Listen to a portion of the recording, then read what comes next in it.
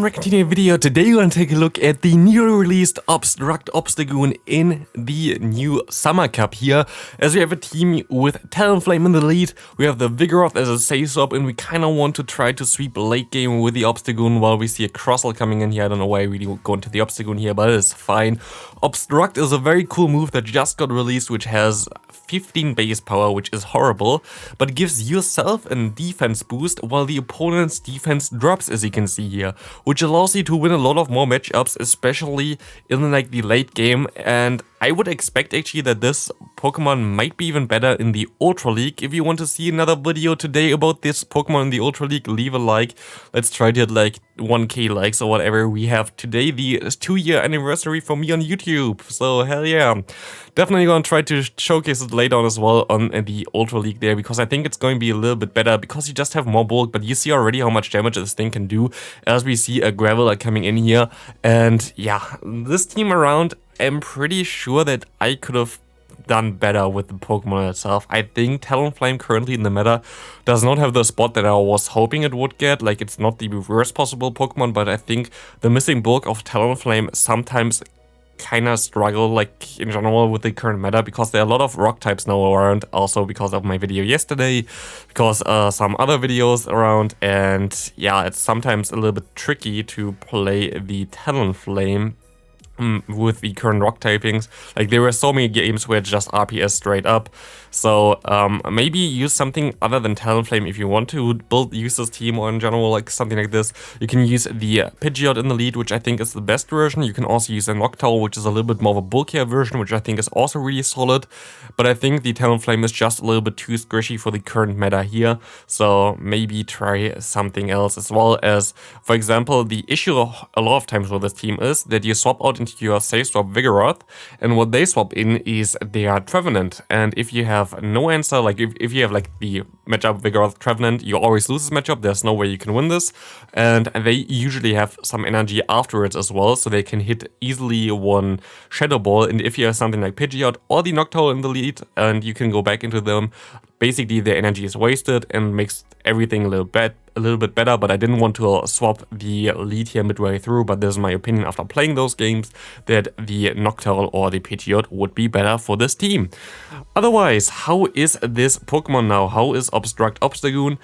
It's actually pretty cool, but it's difficult. Like, it's very difficult to play in my opinion. It really needs to have a very good team around it, and if you put it into the right scenarios, like here basically, you're going to be able to do some pretty nice stuff with it. Like, now you got the Walrein low, you got the defense on it lower, and you're also going to be able to still keep one move on the Obstagoon and still have now 2 moves on the Talonflame, which you can spam against this Marek and win the game there.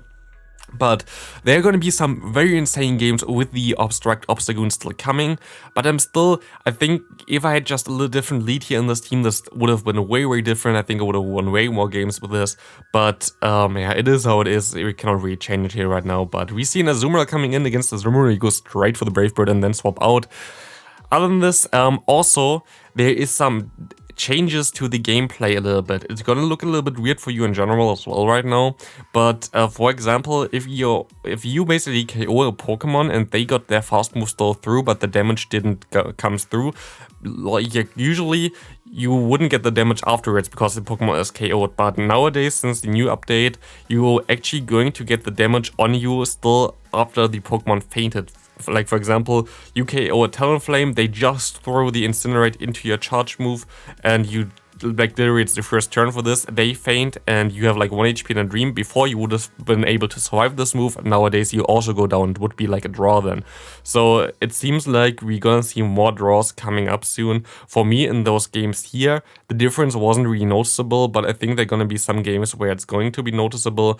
Also, I think it's now supposed to be kind of consistent that if you basically throw your charge move at the turn where the fast move damage would KO you from the opponent, you still get your charge move off as well. So like, there are going to be some changes. I might do an extra video about this soon, but we have to see. We still have to look a little bit more into it. It's basically since yesterday evening. Otherwise, here I think there's going to be a loss. I could have played this match definitely better here. I should have swapped out earlier into the Vigoroth and kept my Obstagoon, but it is fine as we see a very nice lead here for us. We see a pretty awkward scenario here, but if you saw my video, Obstruct Obstagoon seems to be having a better matchup against the Swampert in the one-shot scenario, but we just gonna see how it goes. We're just gonna go for the Obstruct. The animation looks, by the way, very cool, as we can debuff their defense and buff our defense. So we can now go for a Night Slash, and this Night Slash will not now KO, which it wouldn't have done before, but I guess you could have also just went for 2 Night Slashes and you would be fine as well. I don't know. Like, sometimes the matchups that you gain with this is like not really that significant, but here, for example, I get to the next move in time because I got the defense boost there, so it sometimes helps, it sometimes doesn't help, as we see another Crustle. Like, rock types are literally everywhere right now. We have 2 counter users in the back, but they're still not really the best against it. For example, Crustle will be able to still do so much damage against both of our Pokemon that, yeah, it's kind of awkward. We had to let this X-Scissor go through here, as we can go for another Body Slam against them. But we will see here that we're still going to be able to get to the move here. We would actually usually die from before, but since the new update, we get to this charge move here just in time. We die now from that, but we can shield this move up. We have now Brave Bird loaded, and we know that it's a Whimsicott in the back, and this Whimsicott definitely doesn't want to face this Brave Bird and buy Whimsicott, and we completely sweep them here. By the way, look at the new outfit as well. We have like some new clothings now that we can unlock during the C-Day, which is, I think, a really cool thing in general. Like, it feels like I know it's more common to bash Niantic. It feels like at least they are more creative recently with bonuses and stuff like this, which I like. Now in this bug event, they have like the bonus of getting basically a C-Day for a certain Pokemon for 15 minutes after defeating a raid with 3 people in person. I think those bonuses are very cool. My opponent makes an insanely good catch here. But yeah, right now I'm pretty happy actually with like how they try to do the events. I hope that there are some better events with new Pokemon or whatever coming up. That's kind of lame, but I think the ideas that they currently have are kind of cool. Here we lag a little bit. If you saw, I tried to throw the Body Slam here, even though like you will not really see it perfectly because double speed here, but like it's laggy as hell right now again. I don't know what happened there on their part. So here we are going back to bashing Niantic. As we see the 9 hits coming in, we can go into our Obstagoon and we can go for Obstruct here. If we want to go for Obstruct, I think I go for Obstruct. And we will be able to boost our defense and we will be able to lower their defense. And I think they're going to swap out here. We have to see, they are going to swap out now. I should throw the move here, but I didn't for whatever reason. And I was like kinda not sure if I survive everything, but I do survive everything. I can go for the charge move now. Night Slash comes through and Obstagoon gonna sweep the end game here pretty easily. Good game there to my opponent, but they're going to be more insane games coming up. Like, you will see it. We will see a Crustle here against us, as we see that they go into a Trevenant. Totally fine for, not totally fine for us, but this is basically the topic that I said before. Here you will never be able to really win this matchup, so they're always going to be able to get out of this matchup with some energy, and it's really awkward as if you have like something like the Talonflame in the lead, because you will not be able really to have a good swap into this. Of course, you can go into the Obstagoon now, but Obstagoon also doesn't really want to face the Seed Bomb, especially if your Talonflame already loses against the lead so hard. So it's really awkward here. I wanted to go for the Brave Bird there. I don't know why my game didn't do that, but now we have a Brave Bird stored. I don't know if that really matters, as we see the X's are coming through. We go for the Obstruct. Maybe we get a shield here from my opponent. I don't know.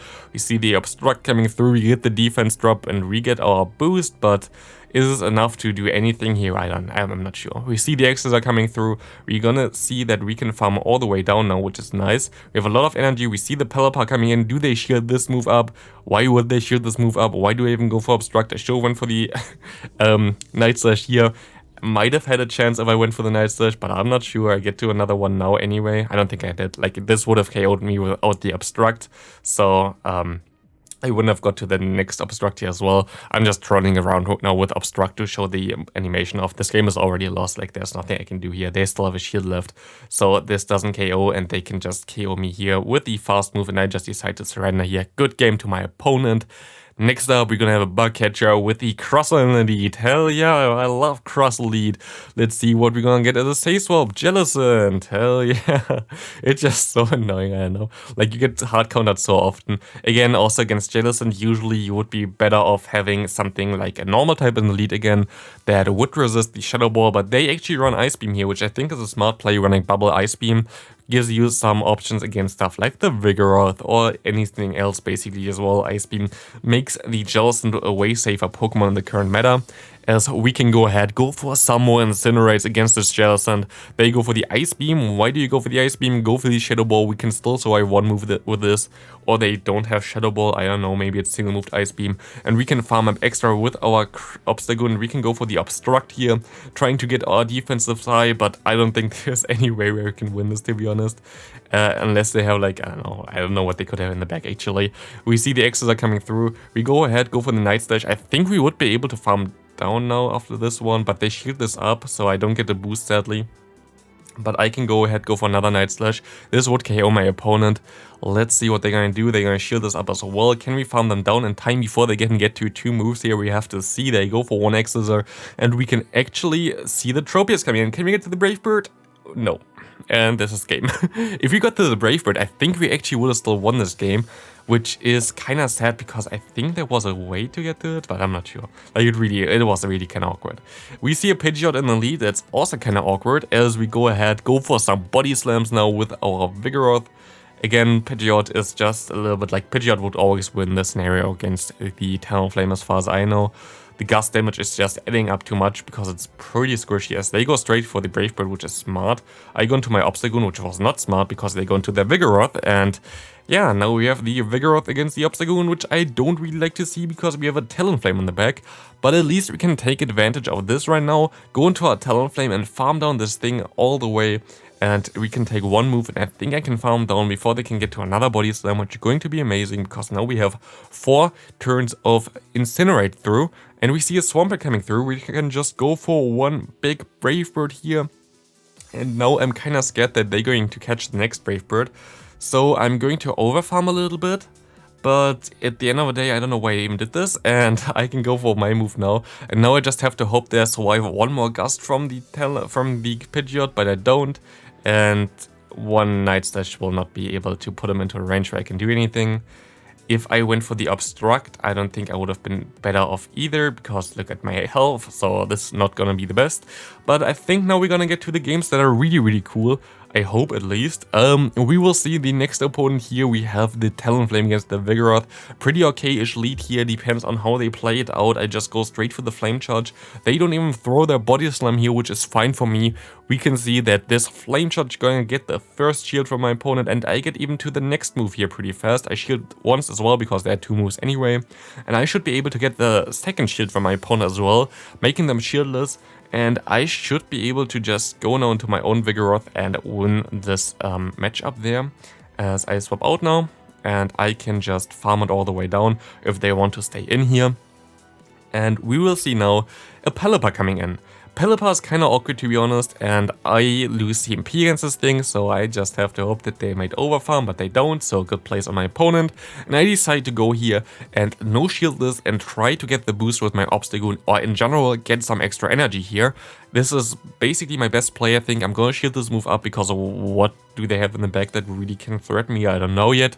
As we can see here, Night Slash comes through, we're going to get the farm down and we see a Diggersby, and 1 Earthquake will KO us here, so we're just gonna swap perfectly into our Talonflame. They are going to go ahead, try to KO this thing with the Earthquake. We go straight for the Obstruct, so we don't get more damage from the fast move damage here. Obstruct gonna lower their defense, gonna higher our defense, and we can go for some nice Night Slash here. We put him into red health already, and they go for the Earthquake. And thanks to the Obstruct, we're gonna survive this. We go straight for the Night Slash because I knew they would go into the Vigoroth immediately. We can KO this thing, and we can farm down this Diggersby in time, winning us the game thanks to the Obstruct defense boost for us. That was amazing. This was the perfect showcase on how to use Obstruct, I guess, and also on how to catch Earthquake there. Into the final game, we see the Pachirisu XL in the lead. That's horrible for us, as we see a Trevenant coming in. That's horrible for us. So, we are going to take a look now what we can do here. We're gonna go for the Bulldoze, And I actually decided to not go for any moves anymore here. I'm just going to go for the Boulder Swell, but they always like try to CMP tie here, which is smart. But now I get more farm with my Talonflame, and I actually decided here to go into my Talonflame and only get 2 moves and then swap out into my Obstagoon. This is going to allow me to get more farm onto that Pokemon, as well as I get now 2 counters in. And we see the Pachirisu coming in, because I didn't really need my Talonflame anyway against the Pidgey. So I'm just going to go for the Obstruct, boosting my defense once. I am still going to shield the potential Thunderbolt. They go for the Thunderbolt here. I can go for more Obstructs here, go for another one onto the next Thunderbolt. 2 defense boosts here, and we will see the opponent getting the defense drop. And we can see the Thunderbolt coming through, and we will see also well that we can go for the Night Slash. And they gonna let this move go through. We're still at pretty decent health here. We see the Warring coming in. We go for the Night Slash. And do they want to let this move go through? Hopefully they do. They do that, and they have 2 shields still left. And what we can do now is shield this Icicle Spear, catch the next Icicle Spear on our Talonflame. Thanks to the Obstruct boost, we still have some health left on our Obstagoon, and we can farm down this thing and win us the game. And this gonna be it for the video. Thanks for watching. Leave a like if you enjoyed it, subscribe, and don't miss the next upload for the Auto League version of this Pokemon. See you in a few hours. Bye.